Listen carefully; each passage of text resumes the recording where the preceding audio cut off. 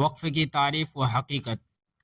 کوئی بھی املاک و جائیداد یعنی زمین، عمارت وغیرہ کو مسلمانوں کے مذہبی یا فلاحی مقاصد کی تکمیل کی غرض سے دائمی استعمال کے لیے عطیہ کرنا وقف کہا جاتا ہے، اور ایسی املاک و جائیداد کا مالک اللہ سبحانہ و تعالی ہے، جس کا استعمال صرف انہی مقاصد کے لیے ہوتا ہے جن کے لیے وہ وقف کی گئی ہو۔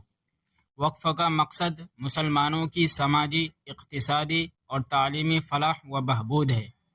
وقف کرنے والے شخص کو واقف کہا جاتا ہے۔